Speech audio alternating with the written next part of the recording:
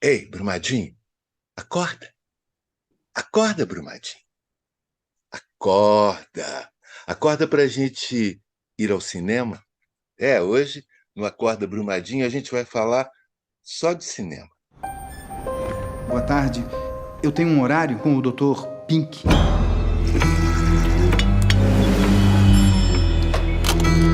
Eu não tô sentindo nada de diferente. Alfredo, tudo bem? O que tá me faltando é ânimo, sabe? Você tem irmãos? Eu só tenho uma irmã. O nosso convidado de hoje é uma figura muito importante na história do cinema brasileiro contemporâneo e é uma pessoa muito querida e que é uma honra recebê-lo aqui nesse Acorda Brumadinho. Elvésio Raton. Ei, Elvésio, bem-vindo, Meu bem-vindo ao dia. Acorda Brumadinho. Bom dia a todos que estão nos ouvindo. Pois é, estamos nos ouvendo, né? Porque tem uns que tomam café fazendo, e eu só ouvindo, e outros só vendo, aí depois um conta para o outro. Boa mistura essa, gostei. E sabe que a gente está aqui na roça, né? Então a gente acorda bem mais cedo do que vocês aí na capital. Embora eu seja do que acordo cedo, sabe, Adir? Porque Bacana. você trabalhar em cinema é uma labuta diária também, viu? É um roçado brabo. Pois é, isso é tão interessante, né? Eu acompanhei um pouco a produção do Lodo e participo de uma cena, inclusive, mas é que nesse período em que ficou muito mais fácil as pessoas fazerem cinema sem essa produção toda, você fez um filme de cinema, né? Quer dizer, com todo um pensamento e uma produção cinematográfica. Ai! Há algo no seu interior que precisa ser revelado. É como se o Senhor carregasse dentro de si um verdadeiro lodaçal. Acha que pode me salvar? O que o senhor tem é grave. Eu vim aqui atrás de um médico para me tratar e não de um padre para me confessar. Eu posso ajudá-lo, senhor Manfredo. Adir, assim, só você está no elenco do filme, né? Está em mais do que uma sequência, tá? E com um personagem muito legal. Aliás, tem um elenco muito super bacana do Lodo, né? E é a primeira vez que eu trabalhei só com atores de Minas, e isso foi muito bacana. Ótimos atores daqui, né? Assim, de gente conhecida, com quem eu já tinha feito outras produções, e isso foi muito bom. Eu acho que fez muito bem ao filme. Mas, voltando à sua pergunta aí, o Lodo é um filme, é um filme para cinemas e para o streaming, para a televisão, para a internet, para o que seja, na verdade. Eu acho que atualmente, né, quer dizer, os filmes têm que cumprir todo esse circuito, não é? Esse circuito que, no meu entender, o ideal é que ele comece na sala de cinema, que é a grande vitrine de um filme, e onde você compartilha esse filme com muitas outras pessoas, numa sala escura, com uma tela grande, e onde todos estão ali simplesmente focados em assistir um filme, não estão fazendo outras coisas, como a gente faz quando está com o celular na mão, ou mesmo com o computador, que você pode fazer mil e uma coisas, até mesmo quando está assistindo pela televisão. Eu acho que o bacana do cinema é isso de você levar as pessoas a um lugar onde você vai assistir um filme junto. Eu acho que faz parte da história do cinema, né? E é algo que eu acho que não vai mudar. O que eu sinto que mudou muito nesses últimos tempos, né, Di? E você é um cara também de cinema, você já exibiu também, e nós tínhamos antes um hábito mais forte das pessoas irem ao cinema. É claro que essas novas modalidades, principalmente o streaming, aumentaram muito a facilidade do cara assistir filmes em casa. E aí veio a pandemia e acentuou essa mudança de hábito, não é? Quer dizer, hoje nós não temos a frequência aos cinemas que a gente tinha antes da pandemia, embora ela esteja voltando de a pouco, sabe? Mas no caso de O Lodo, a gente fez questão de realmente de começar essa trajetória dele, né, de apresentar o filme a partir das salas de cinema, sabe? E é o que estamos fazendo agora a partir do dia 13 de abril. Entenda, é para o seu próprio bem. Por favor, me deixe em paz. Você pode soterrar lembranças, sentimentos, mas nada fica enterrado para sempre. Um dia, tudo volta.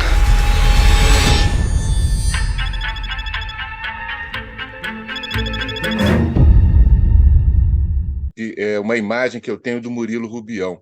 Eu era muito jovem, mas assim, às vezes eu encontrava com ele ali na imprensa oficial, menino, né, que ficava atormentando ele lá. Mas eu lembro de uma vez que eu vi saindo E fiquei olhando para ele, fiquei olhando, eu falei assim, como é que cabe naquela pessoa tanta imaginação, né? Aquele,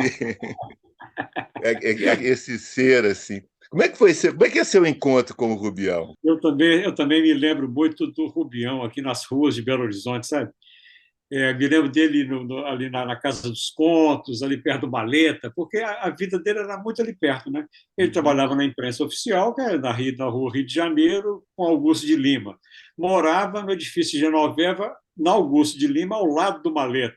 E frequentava muito o Maleta, com os jovens escritores, com a turma dele do suplemento literário, né? Então eu via muito o Murilo por ali. Nunca tive assim, uma proximidade com ele, porque a minha turma era outra, né? A minha turma não era da literatura.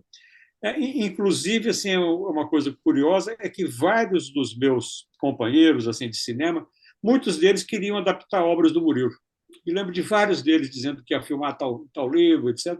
E nessa época eu não tive muito interesse por adaptar algum conto dele, sabe? Mais tarde, assim, eu já tinha lido vários dos contos dele, principalmente os mais conhecidos, né, os mais famosos, tipo o Pirotécnico do Zacarias, o Ex-Mágico, que eu acho um conto primoroso, e outros. E quando eu comecei a estudar a obra dele mais a fundo, foi que eu descobri assim, o Lodo. O Lodo é uma pequena joia, porque é um conto de 8 páginas, sabe? 8 páginas só. Mas assim, com tantas camadas que eu percebi que ele poderia render uma boa adaptação para o cinema, sabe?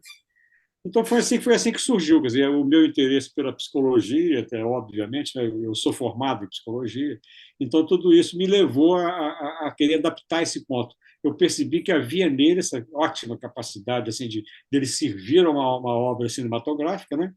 E o meu interesse pessoal, assim, sabe, assim, minha atração por esse conto. E o fato dele ser muito diferente, até o próprio realismo fantástico nesse conto é diferente dos outros. Ele não é, por exemplo, como um conto que ele tem chamado Teleco o Coelhinho, que esse coelhinho se transforma cada hora em um bicho, ele vira um canguru, ele vira um cachorro, ele vira um tigre. O Lodo não tem essa coisa assim. No Lodo, o absurdo entra com muita naturalidade na vida dos personagens. E foi isso que me interessou, sabe, Adir? E, de certa forma, isso me deu a tônica de como é que eu devia trabalhar o filme, sabe, com essa mesma naturalidade, inserindo o absurdo no cotidiano das pessoas, no filme, com a mesma naturalidade que ele está no conto. Foi um Ah, pouco a que chave bacana. do filme, sabe? Quando eu te conheci, a primeira vez, assumi a memória mais antiga de você, foi quando a gente exibiu numa situação a idade, a idade da razão. Não, Em nome da razão. em Em nome da nome da razão. razão. Não era o Sartre, era o verso. Não é uma adaptação do Sartre, não. E que que é um filme, que é um documentário extremamente ainda atual, infelizmente, né, de uma certa maneira, mas menos sutil, né, um documentário, inclusive, mais agudo Cru, sobre o. cru. Documentário cru.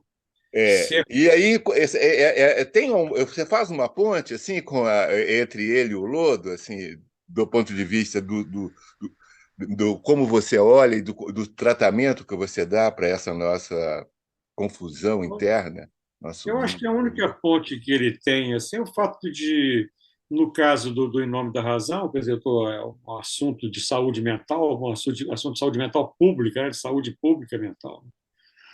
E no caso do Lodo, você tem uma pessoa com um certo sofrimento mental, digamos assim, mas não tem tanto paralelo. Assim. Eu acho que nem em termos de cinema também não. Uhum. No caso do Em Nome da Razão, o sentimento que eu tive, assim, sabe, quando eu visitei o Hospício de Barbacena pela primeira vez, era que eu tinha que voltar lá com uma equipe, sabe, assim, pular aquele muro e roubar imagens lá de dentro para trazer cá para fora. Então eu fiz uma opção por uma linguagem muito direta, muito bruta mesmo. Ele é um filme bruto, seco e que só tem sons e imagens lá de dentro do hospício, não tem mais nada de fora, né?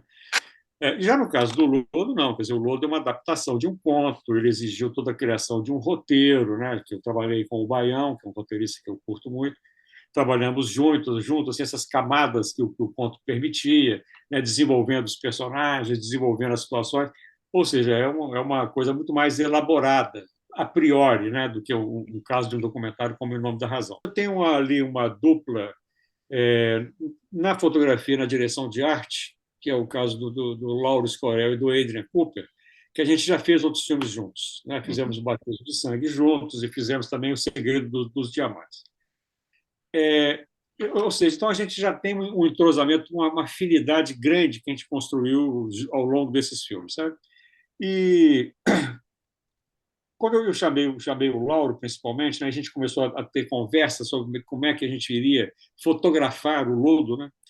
Eu tinha sempre na minha cabeça, assim, desde que eu li o conto, que era uma história para ser vista assim, através de uma fresta, como se estivesse entrando numa fresta, assim, quase que entrando na cabeça do protagonista, entrando na mente do protagonista. Inclusive, quando eu falei isso para o Lauro, e o Lauro pensou muito também, ele me fez a proposta até da gente trabalhar com uma janela, com uma tela mais fechada, no caso do lodo. Sabe? A gente não trabalhou com uma tela panorâmica, né? O lodo tem uma tela mais fechada.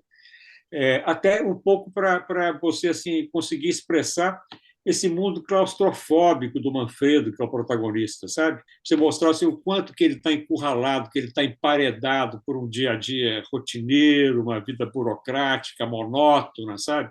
Desse lodo que já vem acumulando de dentro e que quase transborda, né?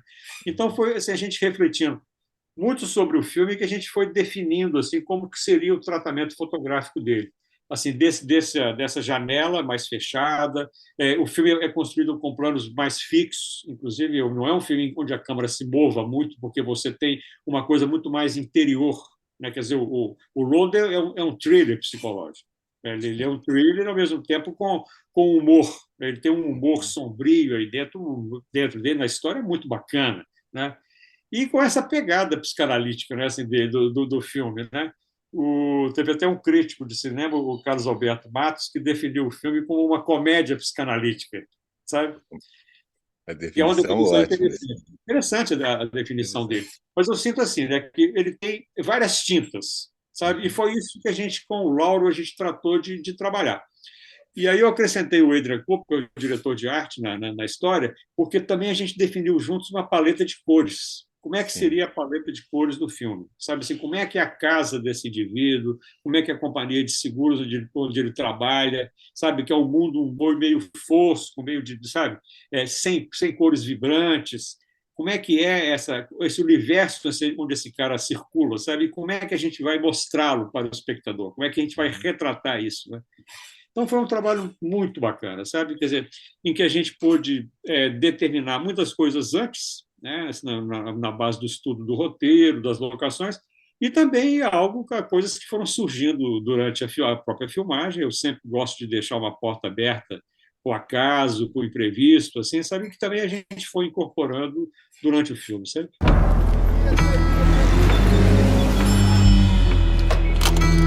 Eu não tô sentindo nada de diferente. Manfredo, tudo bem? O que tá me faltando é ânimo, sabe? O que você tá sabendo? Uma promoção lá no seu setor. O que seu marido disse? Vou precisar de um coordenador sênior. Nessa coisa que você fala da palheta de cores, tem uma coisa que me chama a atenção, é a cidade de Belo Horizonte, quer dizer, o cenário externo, né? Como que dentro dessa... bem escolhido, eu fico muito feliz assim, quando eu vejo Belo Horizonte bem fotografada e como recebendo o cinema. Uma cidade tão pouco filmada, né?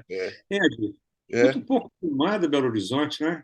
E engraçado, isso, assim, foram poucas pessoas que viram o filme até agora, porque o filme teve uma sessão presencial lá em Tiradentes, né? Aí veio a pandemia, atropelou tudo, e teve sessões, ele foi visto online na Mostra Internacional de São Paulo, onde ele foi super bem recebido, inclusive. E eu recebi retornos assim de pessoas que estavam encantadas com a Belo Horizonte do filme, sabe? Porque eu acho que, de fato, a cidade está muito bem, ela é quase uma outra personagem nesse trajeto diário que a gente mostra do Manfredo, do protagonista caminhando do seu edifício no centro da cidade até a companhia de seguros onde ele trabalha, que a gente situou ali na Praça da Estação, num prédio que eu gosto muito, que era aquele Hotel Itatiaia, que antes foi o Hotel Itatiaia, né? Que é um É, prédio e que lindo. provavelmente já foi visitado pelo Rubião, né? Porque moraram ali escritores e editores, né? Quando eu vi aquela entrada, eu achei muito lindo mesmo. Com certeza que fez parte dos cenários dele, né? E É, eu achei muito adequado ao conto, sabe? A atmosfera do conto, assim, sabe? sim. Essa coisa mais antiga, né? Porque Uhum. ele é um filme de hoje, mas ele é um filme de hoje sobre gente de antigamente, sobre gente de outras épocas também, né? Tanto Uhum. Manfredo como várias pessoas que estão ali são pessoas de outro mundo, né? De outros anos. Pink, né? O Dr. Pink, o Pará, está muito bem, né? Falando de a Samira, que faz uma aparição assim, mas é fantástica, né? Assim, A Teuda, Maravilha, bem a beça, Teuda, Paulo André. Paulo A gente tem um André, time ali, um elenco muito bacana. A Inês Peixoto, que está bem a beça, a Fernanda Viana, Rodolfo Vaz, Rodolfo, Teuda Bara, que está maravilhosa, a Teuda é fantástica, o Cláudio, né? o E Cláudio Márcio, a Maria Clara Cláudio, Estrada, que faz o é, personagem da Inês quando jovem. a questão do bairrismo, não, mas a gente, essa coisa de ser feito em Minas com os mineiros ali, e com esse acabamento é muito importante para nós, né? A gente vinha num crescendo, aí tivemos que dar uma parada e o Lodo ele foi um dos filmes que da resistência, vamos chamar assim, desse período Ah, mais recente, que é conseguiu verdade. ser feito e já chegar no público, né? Isso é muito É. bacana. É que a gente atravessou um período aí de muita dificuldade, né? Quer dizer, além da pandemia, a incultura de Bolsonaro nos atrasou vários anos da nossa produção, né? O cinema praticamente paralisou completamente, né? Não houve nenhum edital, os recursos não saíam, né? Inclusive, a gente podia ter lançado o Lodo alguns meses antes, mas os recursos do lançamento, que tinham sido ganhos no edital, não saíam nunca. Então, saíram tem poucos meses, o que permitiu a gente de traçar o lançamento, né? Então, quer dizer, foi um filme que atravessou um período muito complicado, né? Muito complicado que o cinema brasileiro viveu, né? E que É. estamos saindo dele agora, né? Então, para mim, assim, é um momento muito feliz de estar Uhum. apresentando o Lodo, sabe? Porque você ter um filme pronto na prateleira e que não é visto é algo muito triste. Porque aquilo, um filme ele resume o trabalho de muita gente, né? Quer dizer, a gente está Uhum. falando de uma equipe grande, que o cinema tem sempre uma necessidade de muitos técnicos trabalhando, de um elenco, né? Que poxa, que botou a cara ali, muito trabalho. Então, quer dizer, você ficar com isso guardado é terrível, né? Quer dizer, então, Uhum. assim, a vontade de compartilhar o trabalho, de apresentar é muito grande, né? Então a gente lutou muito para chegar agora aos cinemas com eles, sabe? E também, eu acho que enfrentando um outro desafio, que não foi só pôr o filme nas salas de cinema, é pôr as pessoas nas salas de cinema. É, Sabe que é um desafio enorme, porque a gente tinha um hábito de frequência antes da pandemia que tinha um certo nível. É óbvio que os filmes de arte, como o Lodo, né, filmes mais diferenciados, têm o seu público, não é um blockbuster, mas já sempre tiveram o seu público, né, em salas de cinema especiais, em salas onde esses filmes, onde você tem um cardápio mais diversificado de filmes, né? E de repente esse público, essa frequência caiu muito porque há uma mudança de hábito, a gente sabe que é uma oferta muito grande de filmes pelo streaming, né, na TV a cabo, etc. E isso esfriou muito a frequência aos cinemas, né, que diminuiu. E com a pandemia isso foi muito grave, assim, porque as pessoas se acostumaram a ver filmes de outra maneira. Agora isso começa a voltar de a pouco, né? As pessoas estão voltando às salas de cinema, e isso me alegra muito, sabe? uhum. Então, assim, eu espero que as pessoas vão assistir o Lodo nas salas de cinema. O filme vai estar agora somente nos cinemas. Mais tarde É. ele vai estar em outras modalidades, mas agora nos Uhum. cinemas. Eu fico pensando que tem uma coisa meio mágica na obra de arte. Quer dizer, o filme, você começou a pensar esse filme há alguns anos, e você vai. Aí depois você constrói o filme e você estreia. E quando você estreia, parece que ele foi feito para esse momento, né? Porque não tem isso. Ou seja, acho que o Lodo talvez é um filme da nossa volta às salas de cinema. Parece que é um filme saído da pandemia, realmente, embora ele tenha sido construído e É, realizado antes, né? Assim, mas é impressionante isso. E como, de certa forma, ele é um filme atemporal, ele se encaixa muito bem nisso que você falou, sabe? Ele parece que é um filme exatamente da agora, sabe? Precisa Agora, surgir né? desse momento.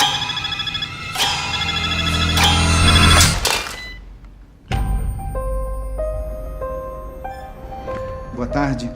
Eu tenho um horário com o Dr. Pink. Seu Manfredo?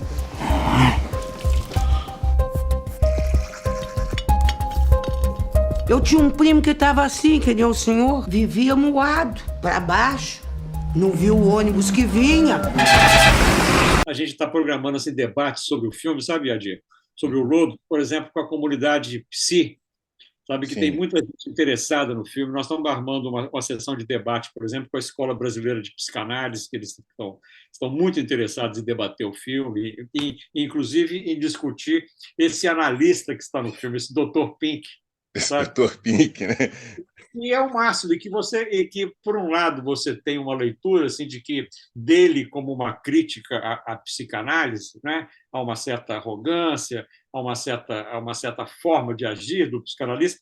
Por outro lado, você pode ler esse analista como uma criação do próprio paciente, que é algo que surge dentro da psicanálise, sabe, de que o analista é uma criação do paciente. Então, se você lê por essa ótica também, você tem uma outra forma de perceber o filme, sabe? Sim. Então, é um filme assim, que tem realmente várias possibilidades de interpretação. Eu acho que isso é que faz dele um filme muito rico e muito interessante, sabe? Qual é a primeira imagem que vem à sua cabeça? Acha que pode me salvar? O que o senhor tem é grave. Você cansou de mim? Não, eu vi como você tá olhando pra ela. Coisa linda de se ver, olha. Olha, eu vim aqui atrás de um médico para me tratar e não de um padre para me confessar. Elvésio, muito obrigado por você estar aqui com a gente nessa manhã. Você que chegou aí agora, por favor, se inscreva no canal, dê o like, ative as notificações para que quando a gente tiver uma notícia nova, um cineasta bacana como o Elvésio aqui para a gente conversar, você ser o primeiro a saber e receber a notificação. Tomar um café. Bom dia a todos. Foi um prazer, Adir. Então, esperando todo mundo agora nas salas de cinema no dia 13 de abril. Aqui em Belo Horizonte vão ser várias salas que vão exibir o filme. O Belas Artes, o Cinearte Ponteio, o Shopping Cidade, o Shopping Boulevard, Del Rey, vão passar em Betim, também no Shopping Itaú, em Betim, Contagem, aqui no Minas Tênis Clube. Então, o filme vai estar bem disponível em Belo Horizonte. Claro, senhor Manfredo.